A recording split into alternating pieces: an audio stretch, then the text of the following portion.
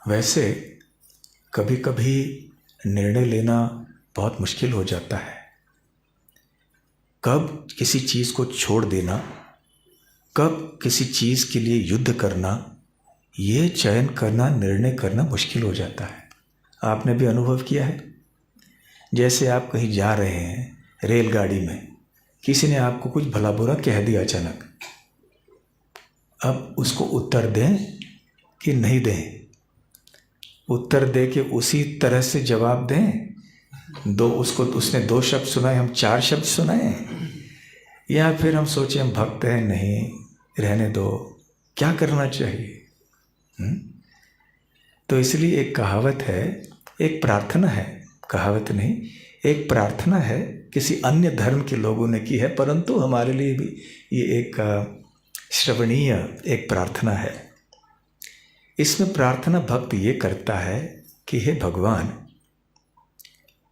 जिन चीज़ों को मैं बदल नहीं सकता हूँ, उनको सहन करने की मानसिक स्थिरता मुझे दीजिए, मानसिक शांति मुझे दीजिए। ये मेरे जीवन में हो रहा है, ये भगवान की योजना से हो रहा है, मैं उसको बदल नहीं सकता। जब बदल नहीं सकता तो सहन करने के लिए मानसिक शांति दीजिए, ताकि मैं विचलित न हो जाऊं। और दूसरी प्रार्थना है भगवान कि जब कोई चीज़ ऐसे होते हैं जिनको कि मुझे बदलना चाहिए और मेरा कर्तव्य है इनको बदलना, तो ऐसे कार्य करने के लिए मुझे साहस दीजिए, ताकि मैं वो कार्य कर सकूं। और तीसरी प्रार्थना है भगवान, जो कि बहुत महत्वपूर्ण है, वो क्या है? पहले 2 जो बात कही हैं उनमें अंतर जानने के लिए, भेद करने के लिए मनीषा या बुद्धिमत्ता दीजिए कि कब मुझे सहन करना चाहिए, कब मुझे कुछ करना चाहिए। ये भेद करने के लिए जो एक मनीषा चाहिए, एक जो बुद्धि चाहिए, वो मुझे प्रदान कीजिए। तो वैसे सब कुछ भगवान की योजना है जो भी हो रहा है, परंतु हमारा प्रतिकार किस प्रकार से होना चाहिए जीवन के घटनाओं में, उसके लिए बुद्धि चाहिए। यदि हम सही तरह से हमारी माला कर रहे हैं, हम सही तरह से श्रवण कीर्तन कर रहे हैं, तो भगवान भी अंदर से हमें मार्गदर्शन करेंगे, बाहर से भी मार्गदर्शन करेंगे गुरु साधु शास्त्र के द्वारा।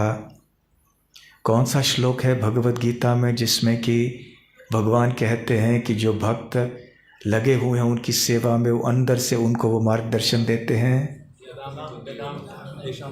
तेषां सतत युक्तानां भजतां प्रीतिपूर्वकं ददामि शांति ते।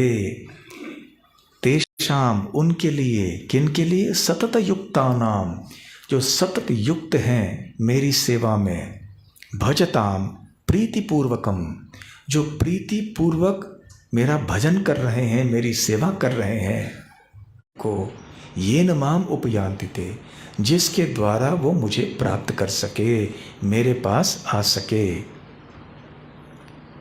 तो इस प्रकार से हमारे जीवन में बहुत सारे ऐसे चयन करने के द्वंद्व वगैरह आ जाएंगे, तो हमें भगवान से प्रार्थना करनी चाहिए, भक्तों से आवश्यकता पड़ने पर विचार विमर्श करना चाहिए। और विशेष करके जब हम कोई बड़ा कार्य करने जा रहे हैं, कोई महत्वपूर्ण निर्णय लेने जा रहे हैं, तो आशीर्वाद अवश्य लेना चाहिए।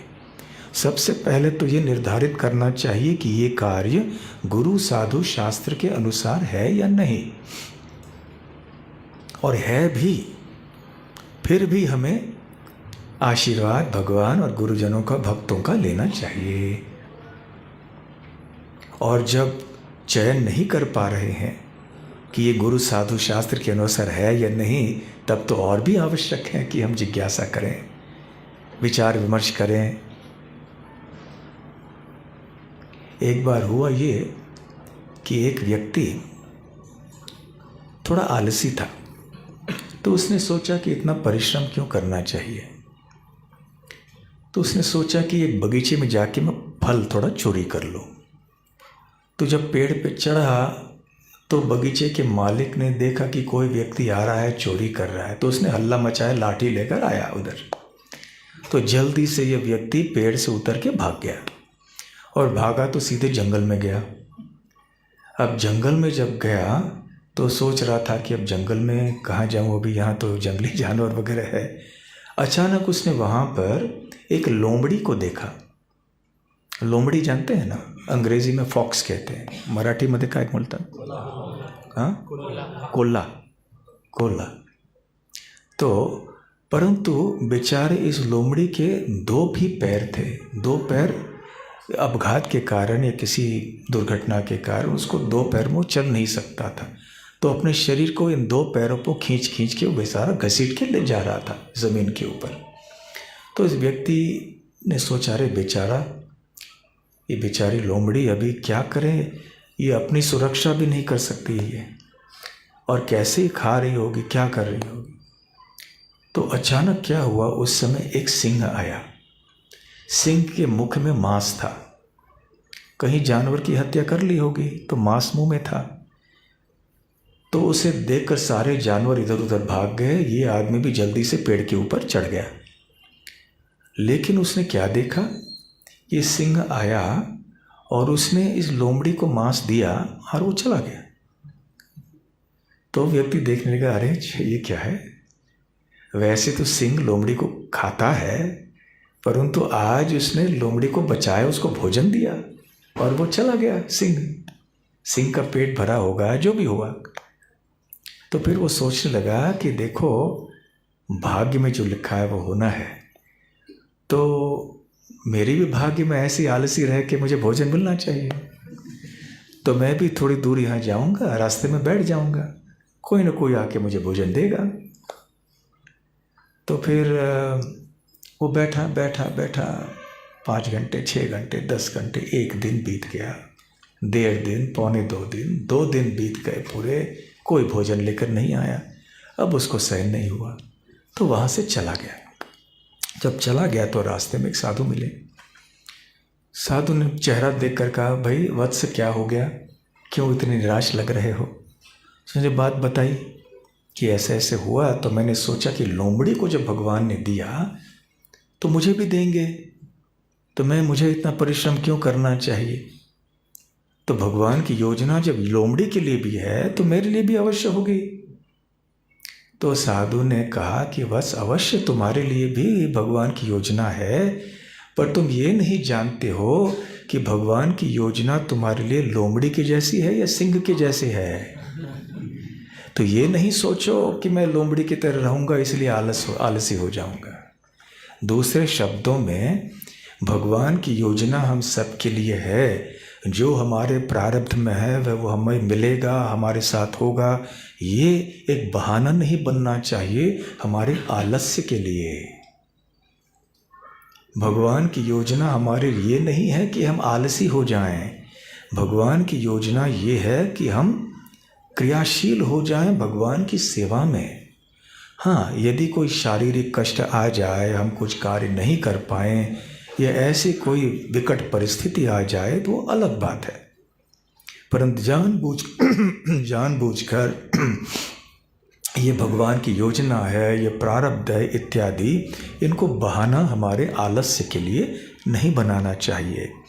भगवान की योजना ये है कि हमें सतत कीर्तन करना चाहिए, सतत श्रवण करना चाहिए, सतत स्मरण करना चाहिए, सतत भगवान की सेवा करनी चाहिए, जितना संभव हमारे लिए हो उतना।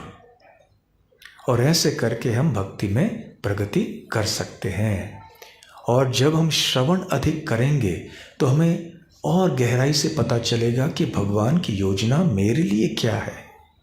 हम सबके लिए सर्वसाधारण योजना तो पता है, भक्त बनना है, परंतु विशेष रूप से मेरे लिए क्या योजना है भगवान की, वो हम जान पाएंगे भक्ति के द्वारा। जो भक्त नहीं हैं, भले वो कितने बड़े चिंतक और आदि न हो, फिर भी वो समझ नहीं पाएंगे। परंतु हम साधारण से साधारण भक्त होने के बाद भी हमें ये पता चल सकता है। ये है भक्ति की विशेषता। जब हम भक्त समाज में रहेंगे, भक्तों के दास के रूप में अपने आप को नम्र मानकर, अहंकार से विहीन, स्वार्थ विहीन भक्तिमय जीवन जीकर, तो जो भी हमारे जीवन के लिए आवश्यक है अंदर से और बाहर से भगवान श्री कृष्ण अवश्य हमें प्रदान करेंगे। प्रभुपाद जी ने ऐसे उस भक्त को कहा उस चिट्ठी में कि तुम चिंता नहीं करो, ये विश्वास रखो कि तुम्हारे लिए भी भगवान की कोई योजना है और ठीक समय पर भगवान तुम्हारी सारी इच्छाएं पूर्ण करेंगे। हरे कृष्ण कृष्ण कृष्ण हरे हरे, हरे राम राम राम हरे हरे। हरे कृष्णा।